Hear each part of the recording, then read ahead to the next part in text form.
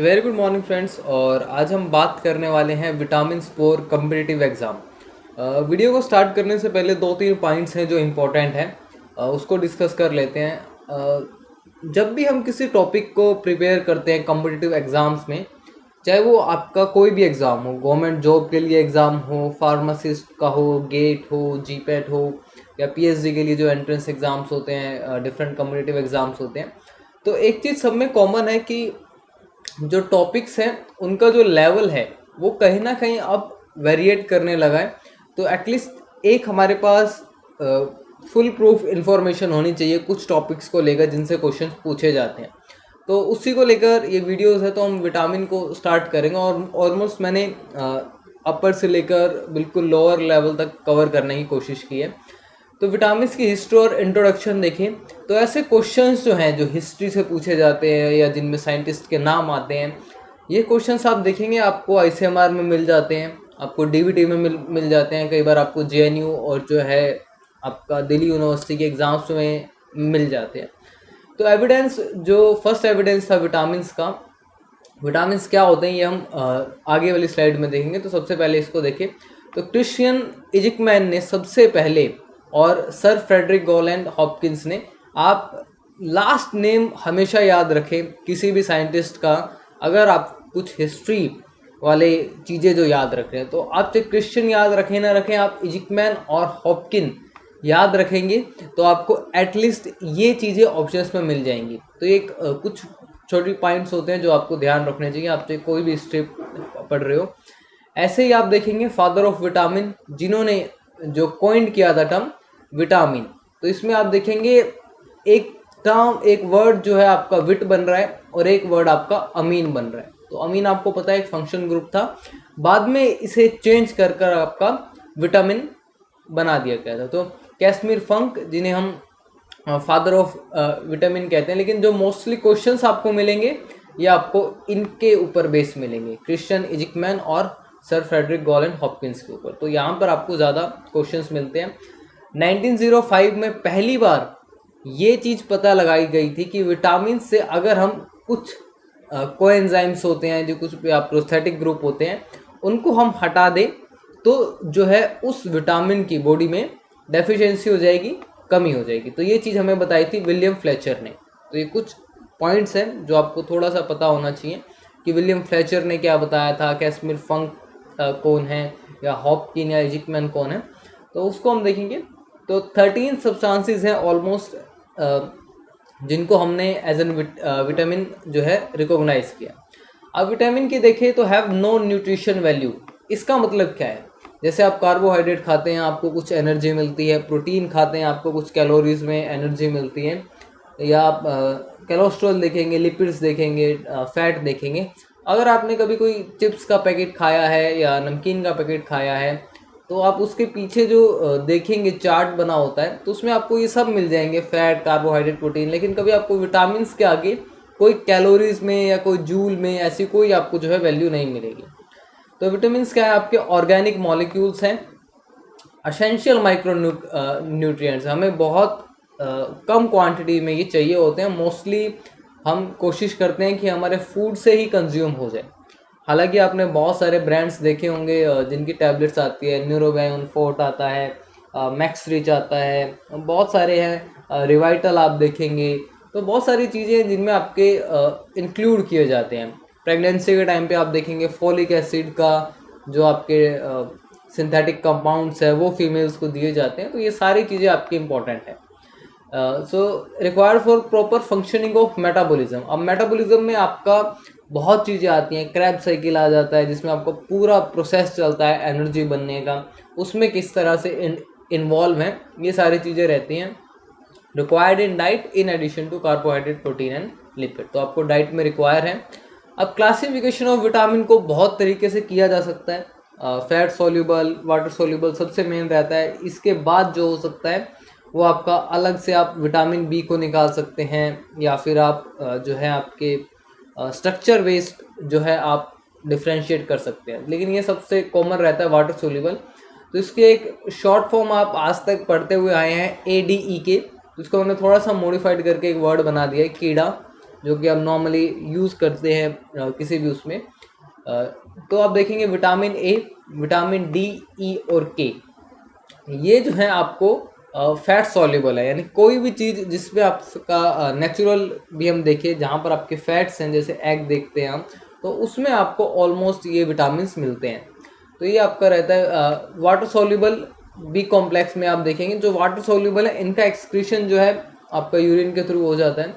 इसमें आपके energy releasing जो है, इसको हमने दो पार्ट में डिवाइड किया, एक आपका बी कॉम्प्लेक्स है, एक नॉन बी कॉम्प्लेक्स है। नॉन बी कॉम्प्लेक्स में आपका विटामिन सी जो आपको खट्टी चीज़ों से मिलता है, सौर चीज़ों से मिलता है, जैसे आंवला हो गया, आपका ऑरेंज हो गया, नींबू हो गया, इन सारी चीज़ों से आपको विटामिन सी मिलता है। अब बहुत सारी फॉर्मुलेशंस आने लगी हैं फेस वॉश में, या स्क्रब आने लगे हैं, मास्क आने लगे हैं, जिनमें इन सब का यूज़ होता है।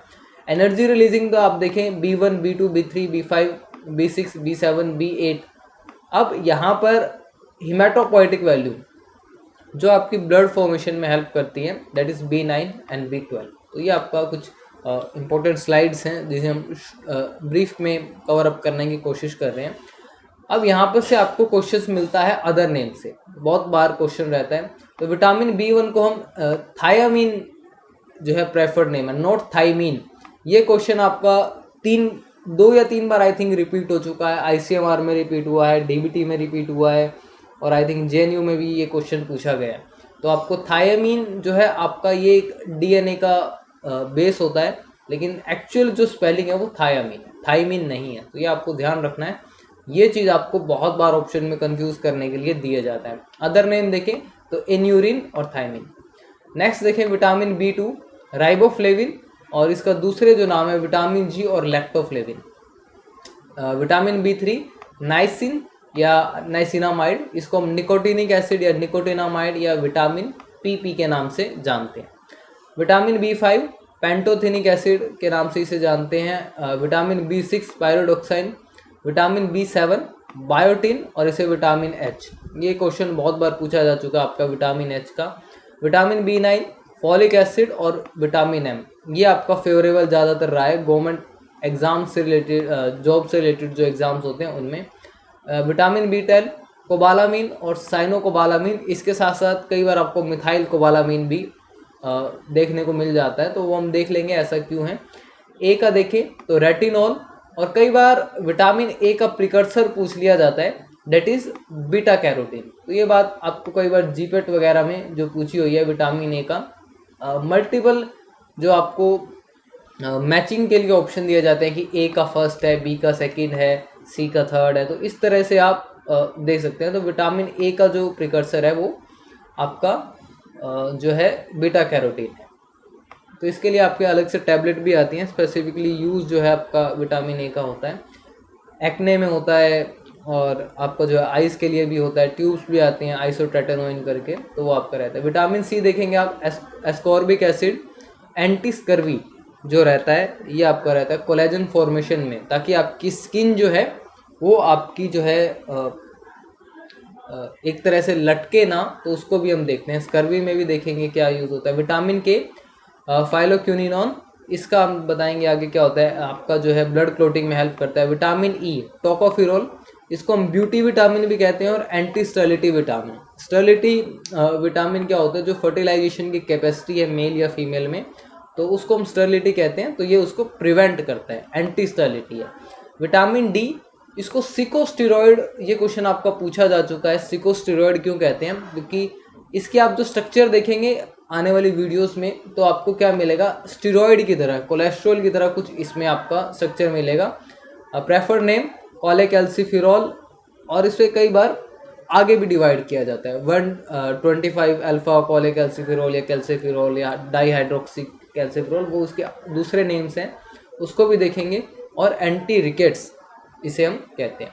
सबसे इम्पॉर्टेंट और सबसे ज़्यादा जो आपके क्वेश्चन रहते हैं वो इस टेबल से रहते हैं, और सबसे इम्पॉर्टेंट ये टेबल है। इसके बाद और भी टेबल होंगे जो हम कवर करेंगे आने वाली वीडियोस में, और स्पेसिफिकली कुछ पॉइंट्स हैं जो आपके गलत ना हो, तो मैं कोशिश करूँगा उन्हें भी कवर करने की। तो विटामिन B1, यहाँ पर हम देखेंगे कोएंजाइम और प्रोस्थेटिक ग्रुप। यही चीज़ जो है यहाँ पर विलियम फ्लेचर ने बताई थी कि अगर हम इनको हटा देंगे यहाँ पर, तो ये जो आपके विटामिन्स हैं, ये इनकी जो बॉडी में डेफिशिएंसी हो जाएगी, ये आपके काम नहीं कर पाएंगे। तो ये कई बार हम यूज़ करते हैं इस फिनोमिना को कि आपका कोई हार्मफुल सब्सटेंस है या कोई ऐसा एंजाइम है जो आपका कोई डिजीज़ कॉज कर रहा है या सीवियर जो है कंडीशंस कॉज हो रही है, तो उसको हम कोएंजाइम को हम इनएक्टिवेट कर देते हैं या फिर निकाल लेते हैं या कुछ कॉम्प्लेक्स बना देते हैं। तो विटामिन B1 आपको अब याद रहना चाहिए, यहाँ पर थायामीन आएगा, थाइमीन नहीं आएगा। तो थायामीन पायरोफॉस्फेट, इसे शॉर्ट फॉर्म में TPP भी कहते हैं। टाइप ऑफ रिएक्शंस आपसे पूछी जाती हैं, ऑलमोस्ट आपका हर एक ये पूछा जा चुका है, सब पे क्वेश्चंस आ चुके हैं और यहीं आपके बार बार आते हैं। तो decarboxylation and aldehyde group transfer. अब कार्बोक्सिलेशन का आपको ऑप्शन में कंफ्यूज करने के लिए आपको दिया जाता है यहाँ पर विटामिन B7 जो कि आपका कार्बोक्सिलेशन कराता है। तो आपका अगर अच्छे से रिवाइज नहीं है, आपने एक ही बार पढ़ा है, तो आप यहाँ पर गलती कर जाते हैं डीकार्बोक्सिलेशन और कार्बोक्सिलेशन में, तो थोड़ा सा आपको ध्यान रखना है। और आपका एल्डिहाइड ग्रुप ट्रांसफ़र कराता है। अब ये सारी जो रिएक्शंस हैं ये आपकी मेटाबॉलिज्म के टाइम पे हो रही है, तो आप इसे स्ट्रक्चरल एक्टिविटी में देखेंगे तो ज़्यादा अच्छा रहेगा, क्योंकि ये वीडियो जो है आपकी ये कॉम्पिटिटिव एग्ज़ाम के लिए है। तो आपको आई थिंक यहाँ से जो इंपॉर्टेंट पॉइंट्स है वो ले लेने चाहिए। Vitamin B2, FAD and FMN। FAD FMN का आपका होता है फ्लेविन एडिनोसाइन मोनोन्यूक्लियोटाइड, और यहाँ पर D से हो जाता है आपका डाइन्यूक्लियोटाइड। जहाँ पर भी आपको ये दो कोएंजाइम मिल जाएं, या FAD या FMN है, या फिर आप नेक्स्ट में देख रहे हैं NAD पॉजिटिव या NADP पॉजिटिव है, तो वहाँ पर आपकी रिडॉक्स रिएक्शन होती है, ऑक्सीडेशन एंड रिडक्शन रिएक्शन जो है वो रहती है। तो ये बात आपको कवर हो गई कि B2 और B3 में आपका जो है क्या होगा, FAD FMN है, NAD आपका NADP है, तो ये दो हैं तो आपका रिडॉक्स रिएक्शन रहेगी। तो ये आपको यहाँ से याद रहेंगे, FAD FMN that is riboflavin. तो आपको राइबोफ्लेविन यहाँ पर इसका नाम था जो आपने देखा था, तो फ्लेविन से ही आपका रहेगा फ्लेविन एडिनोसाइन मोनोन्यूक्लियोटाइड, तो आपका रिडॉक्स रिएक्शन। वहीं NAD plus is nicotinamide adenosine dinucleotide phosphate. NAD positive में देखेंगे तो आपका फॉस्फेट नहीं आएगा, तो रिडॉक्स रिएक्शन है। विटामिन B5 आपका पूछा जाता है कोएंजाइम A। ये क्या करता है, आपका एसिटाइल ग्रुप ट्रांसफ़र करता है और आपका जो है फैटी एसिड सिंथेसिस जो है वो करता है। ए से आप जो है एसिटाइल को लगा सकते हैं, आप अपना टाइप ऑफ रिएक्शन याद रखने के लिए, that is acetyl group transfer. और फैटी एसिड सिंथेसिस में भी आपका एसाइल ग्रुप ही यूज़ होता है।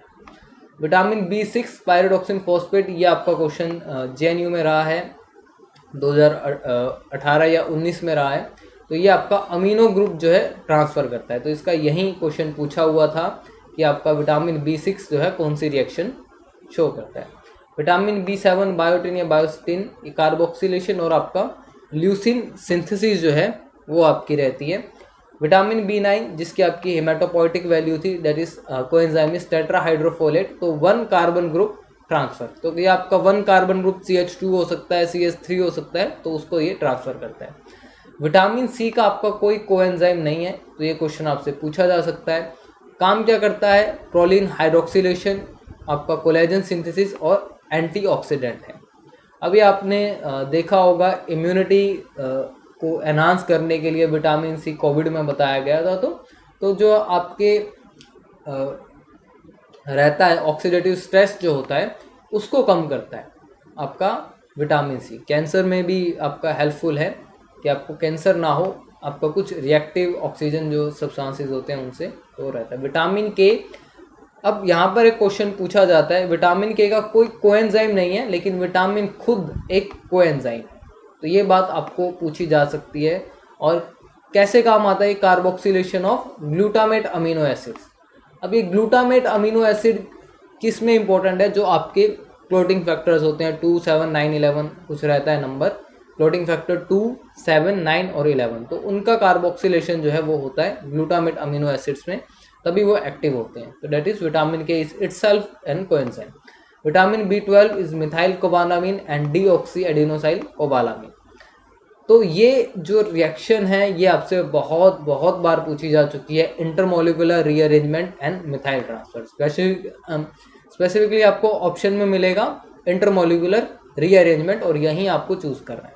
विटामिन बी में देखेंगे तो बीटा कैरोटीन आपका सोर्स है, प्रिकर्सर है विटामिन ए का, और रेटिनॉल ऑक्सीडेशन जिसका यूज़ आपका विज़न में भी है, आपके जो पिंपल्स हो जाते हैं, एक्ने में हो जाता है, कई बार दाग पड़ जाते हैं, तो उसमें भी इसका रोल है। बहुत सारी फॉर्मुलेशंस आती हैं तो आप देख लेंगे वो।